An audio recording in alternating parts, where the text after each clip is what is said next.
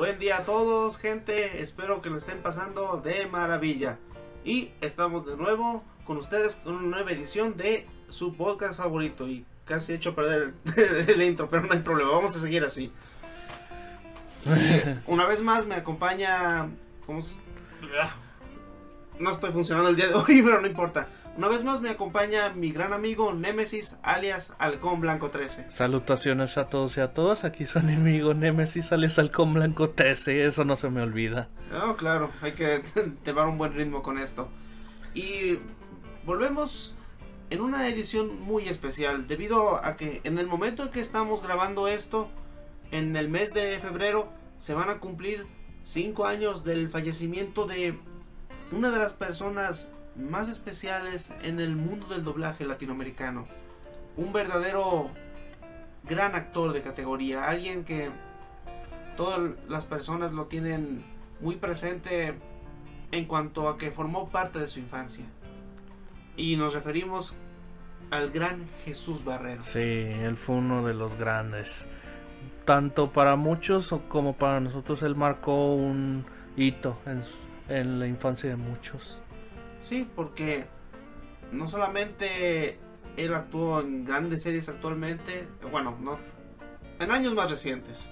Él empezó en el mundo del doblaje desde los años 70 en Los Ángeles, interpretando varios papeles en series de animación japonesa.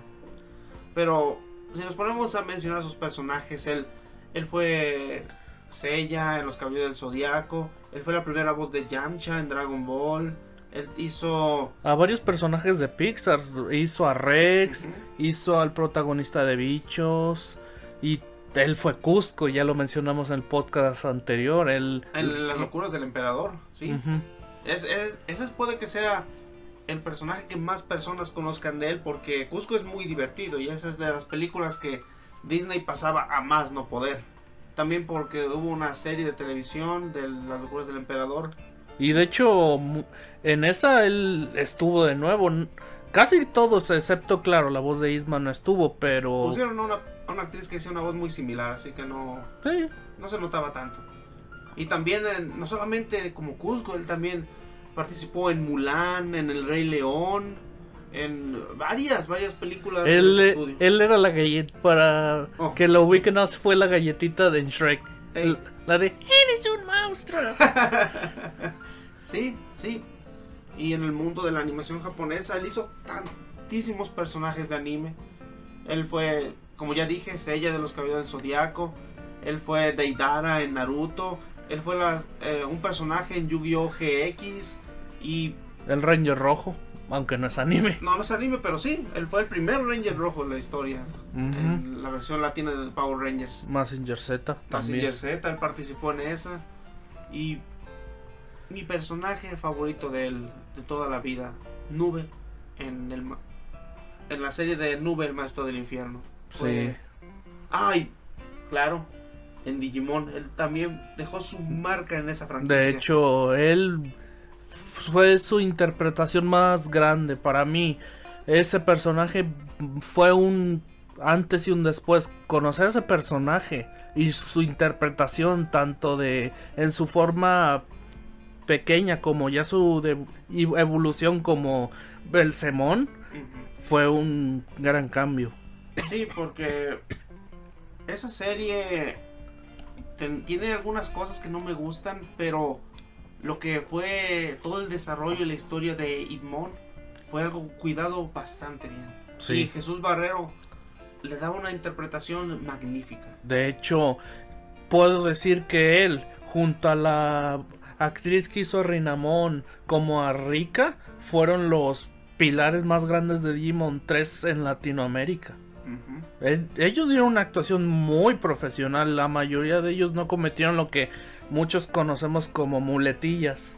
Jesús Barrero no las hizo. Sí, porque en Digimon 3 hay una sección, unos cuantos capítulos en la que, por alguna razón, no sé por qué, creo que nunca lo vamos a saber, todos los personajes comienzan a hablar con modismos mexicanos bastante malos. Seamos sinceros, bastante malos. Sí. Porque a veces me gustan algunos doblajes cuando ponen algún modismo de manera graciosa y que queda con el personaje. Ajá, y que encaje con la situación.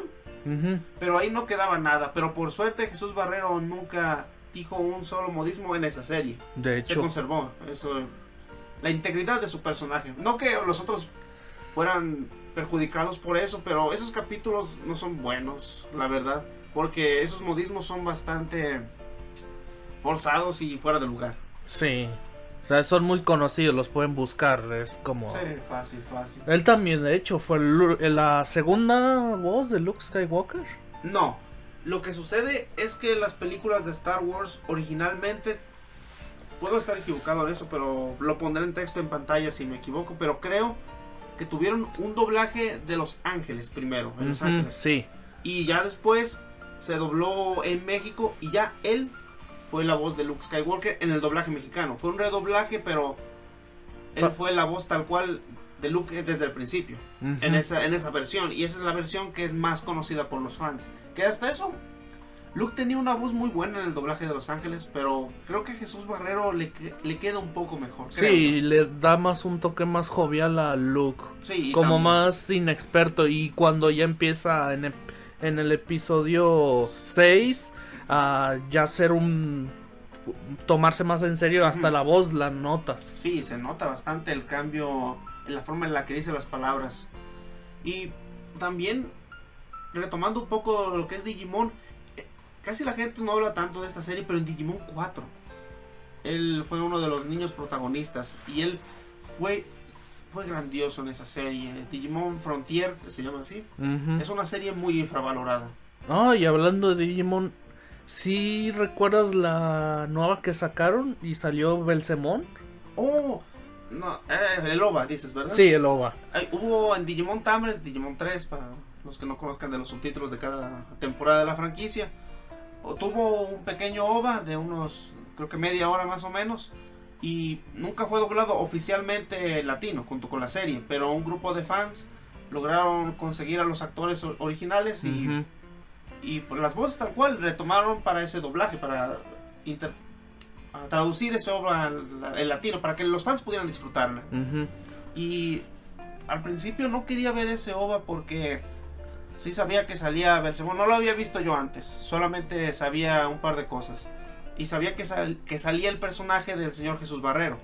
Y a mí la verdad no me gusta mucho que cambien los actores. No, o sea, eso tiene que pasar porque él ya no está con nosotros, pero a veces puede ser medio...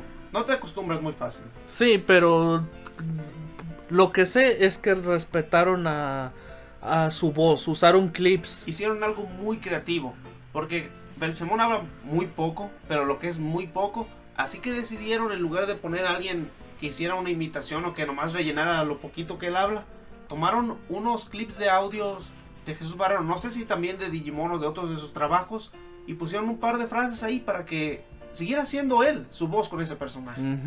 Y eso es grandioso, eso es una verdadera muestra de respeto.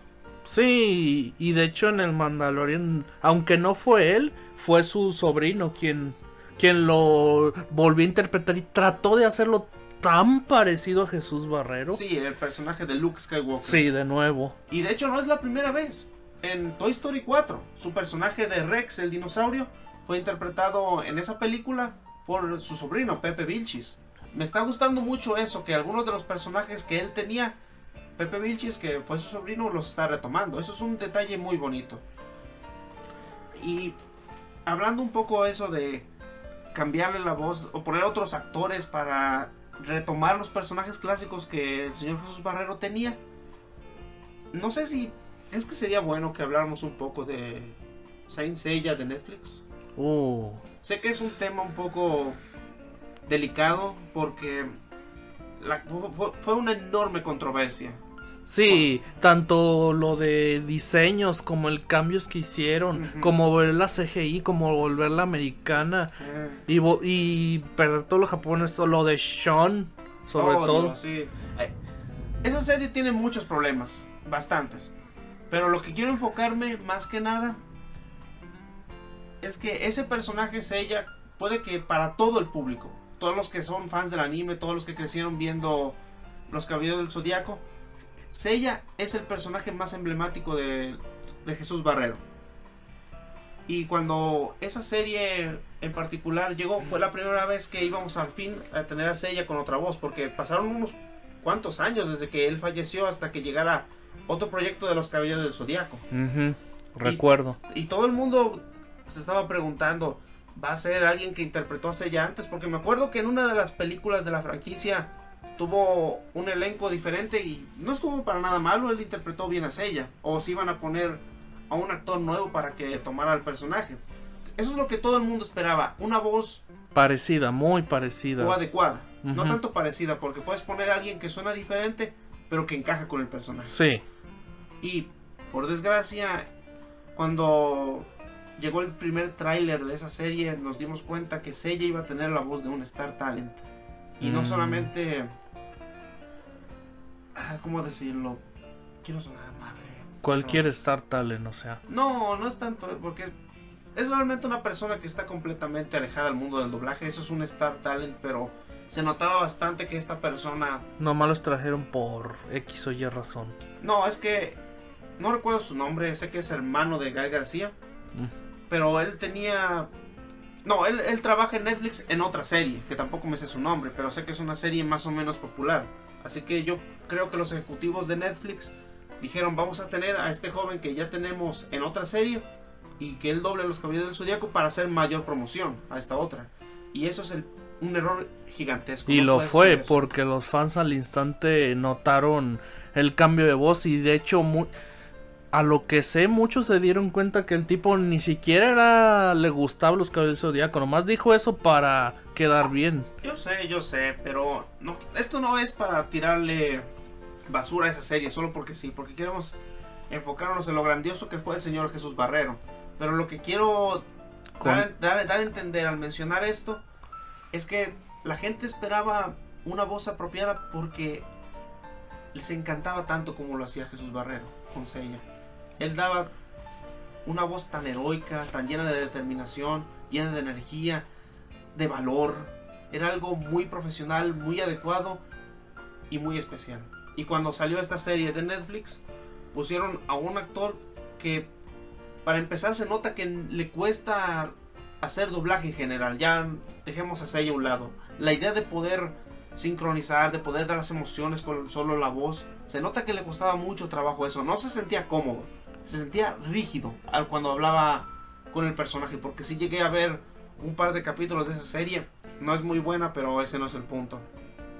Tienes que poner a un verdadero actor, y eso fue el señor Jesús Barrero. Él fue un gran actor de doblaje. Y no solo un actor, también fue un gran director de doblaje. Él de hecho por los fans, rescató la serie de la saga de Hades. La saga de Hades, exactamente.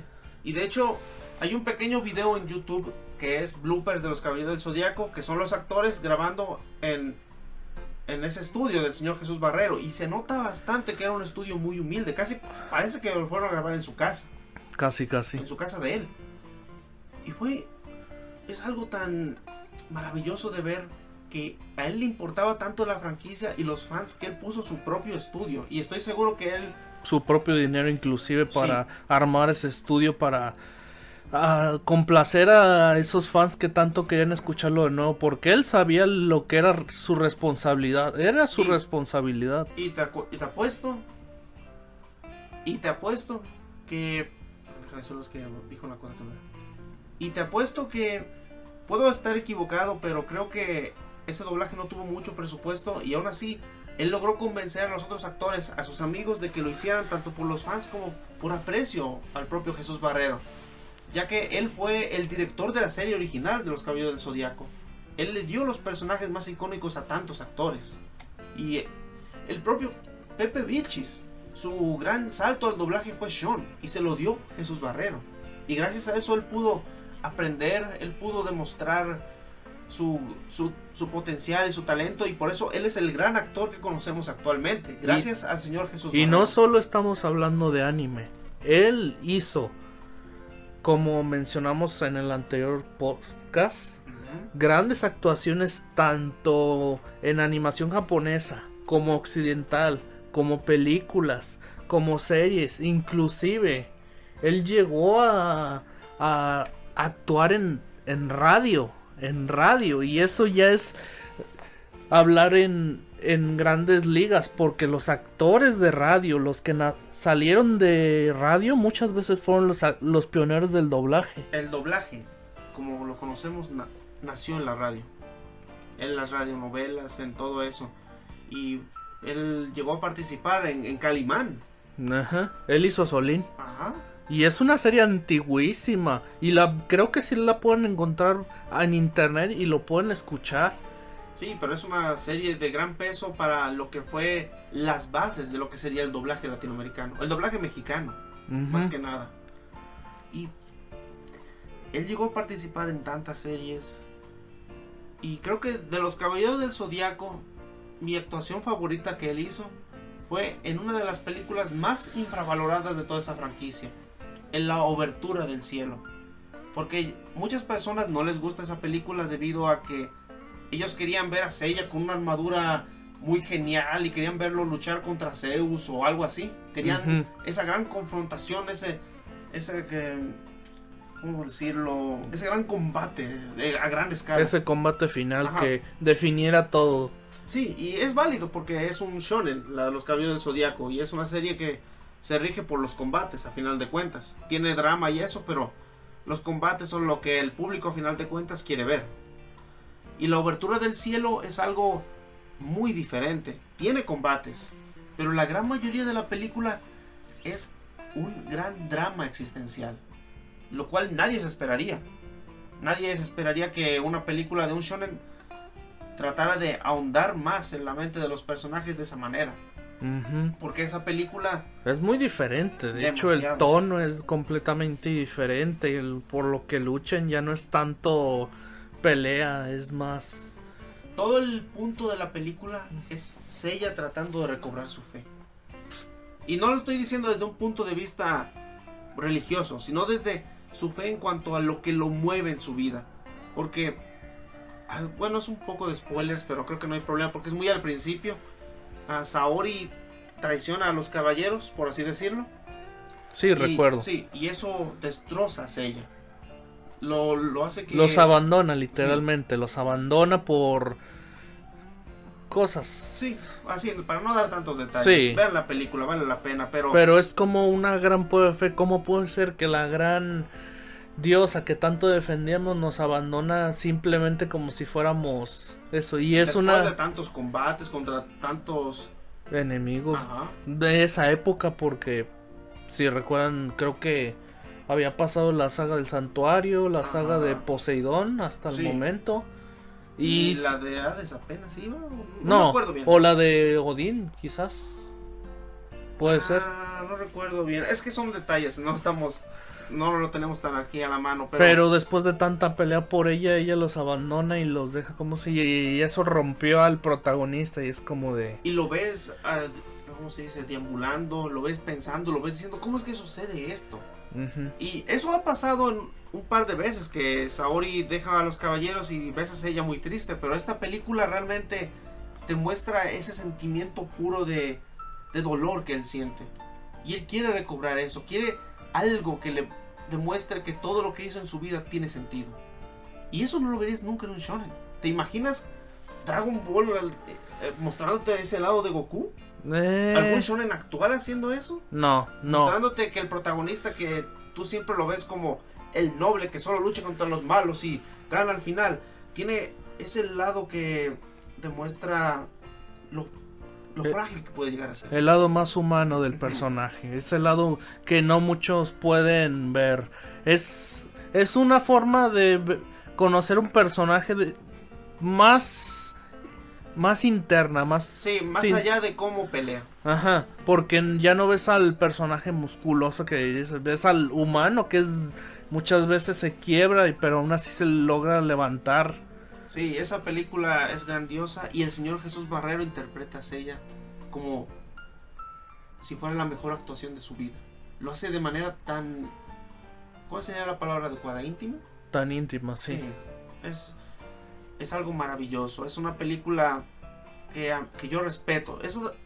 Porque los Caballeros del Zodiaco han tenido películas antes, pero son como lo básico, lo estándar que tú esperarías de un shonen. Ellos contra algún enemigo. Y aquí hay un enemigo, pero la película tiene más que eso.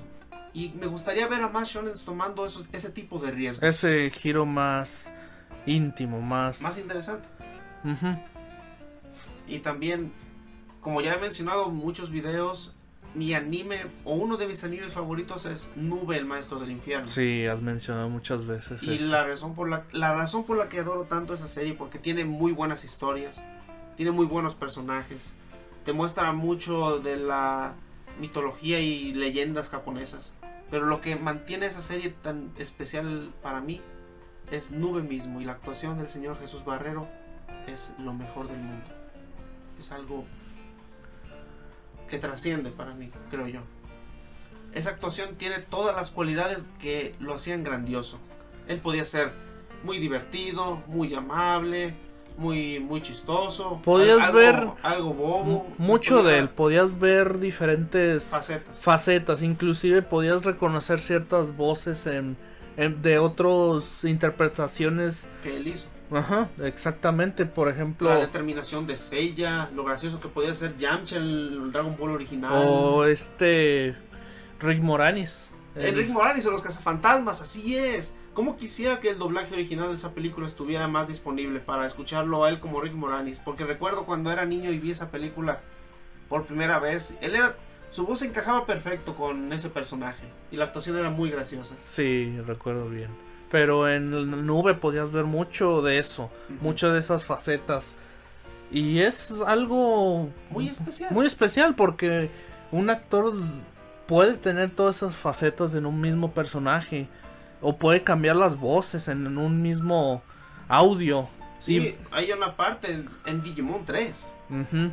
No sé si se spoiler, solo voy a decir que hay un momento en el que Idmon llega a crecer mucho como personaje y lo ves de repente siendo en su modo pequeño uh-huh. y cambia allá a ser Belzemon uh-huh. y ese cambio en su voz es algo tan notorio, es algo tan bien hecho, tan bien cuidado. Y es curioso porque a veces ya después puedes ver esa voz seria también tomar cierto grado de humor, cierto humor, pero aún así él mantenía esa seriedad, ese nivel, porque él, como dijimos, él nunca bajó su estándar.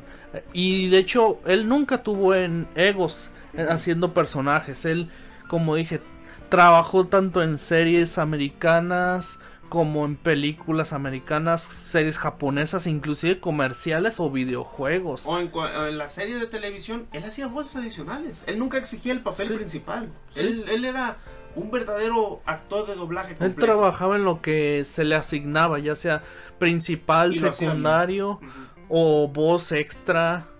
Y era como algo muy especial. Por ejemplo, ya mencioné que en Shrek era la galletita. Sí. O Rex. Y era el gran Jesús Barrero, el Seiya. Y él... Sí. Y haciendo personajes pequeñitos de comedia. Sí, o por ejemplo en El Rey León, como dijimos, él hizo una de las llenas. Sí, lo hizo muy bien, tenía un acento muy gracioso, recuerdo eso. Sí, con ese acento como del centro de México. Lo bueno que no, o sí decía modismos, no recuerdo. Hablaba así. Así es. O en Osmosis Jones, también yo lo recuerdo muy bien en Osmosis. Sí. Y él, de hecho, tanto hizo en la película como lo hizo en la serie de Osmosis Jones. Sí, porque a su compañero en la película tuvo otra voz en la serie. Pero él siguió estando.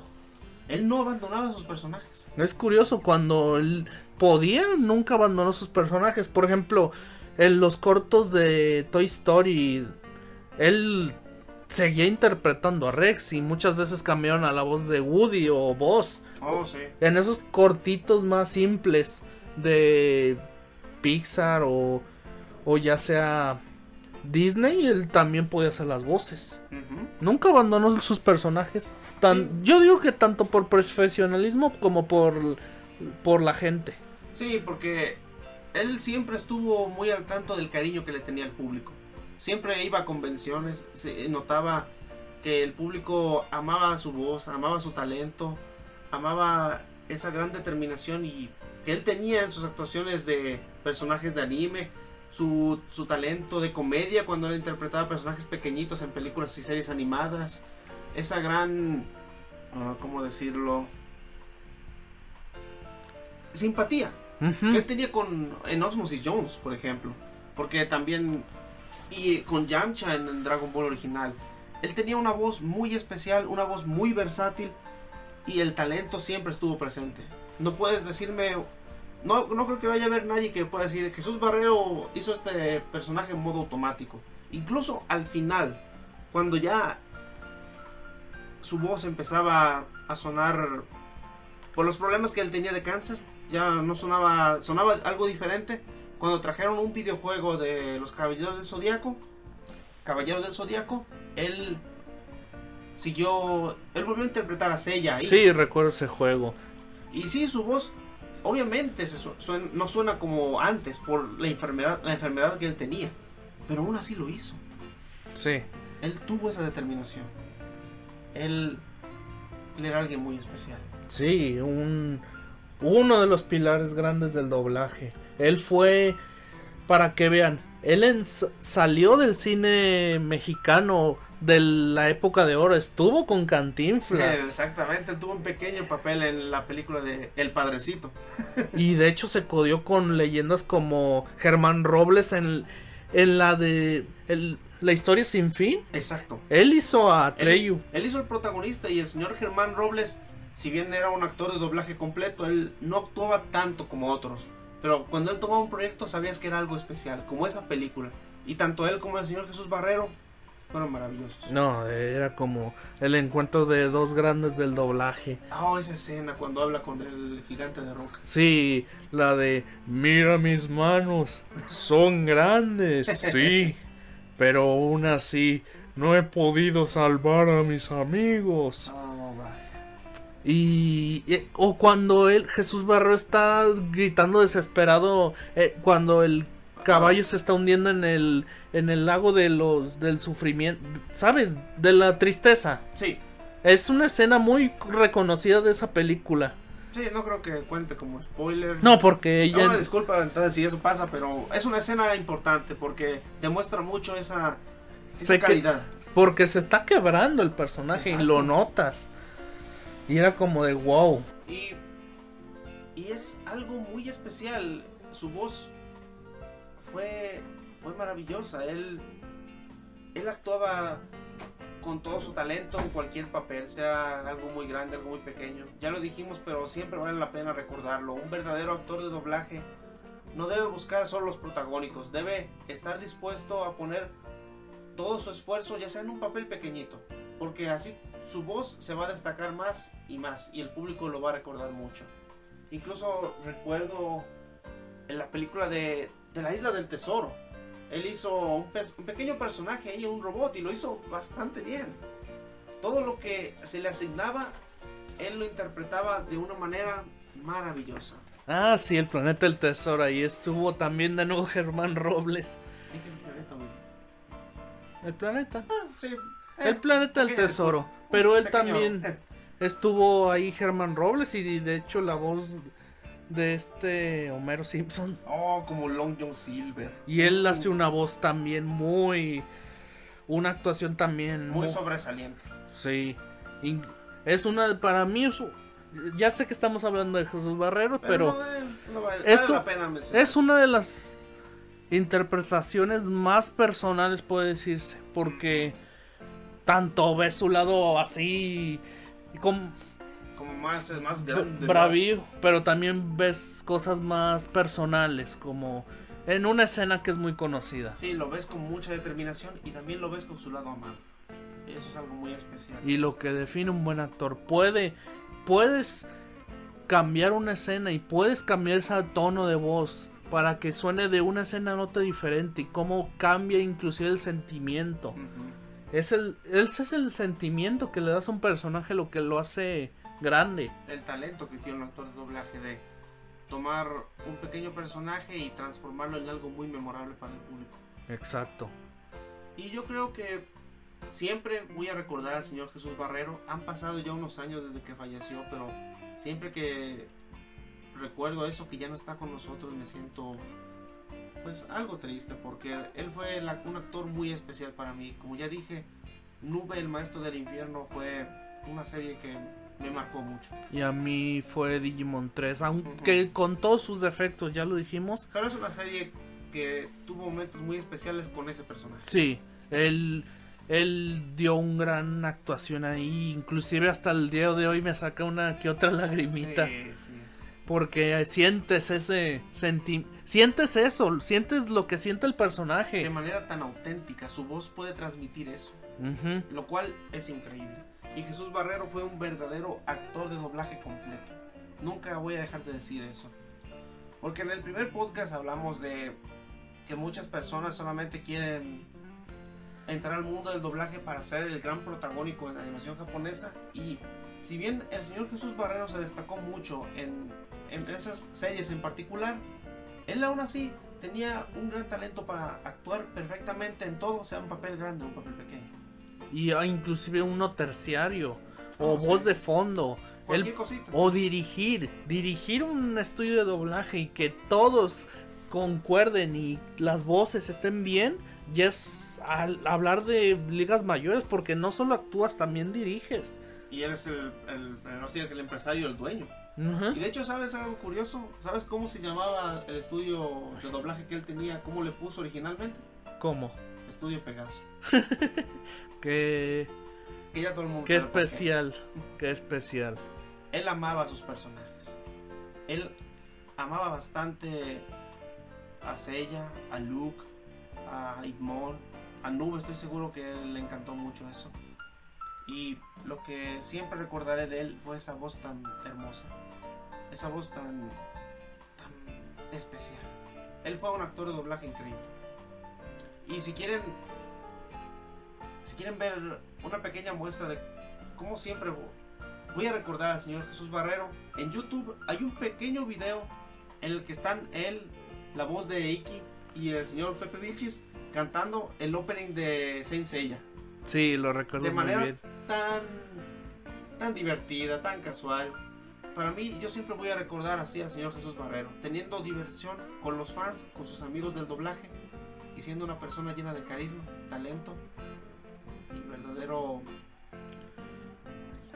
verdadera humildad. Exactamente, verdadera humildad. Fue una persona increíble. Sí.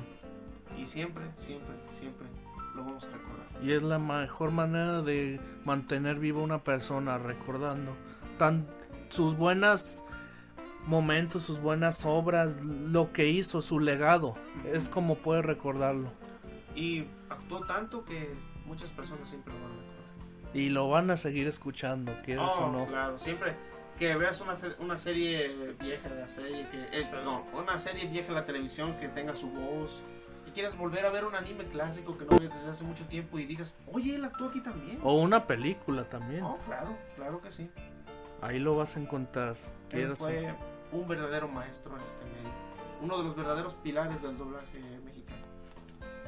Y eso es todo lo que queríamos decir sobre él. Siempre lo vamos a recordar. Sí.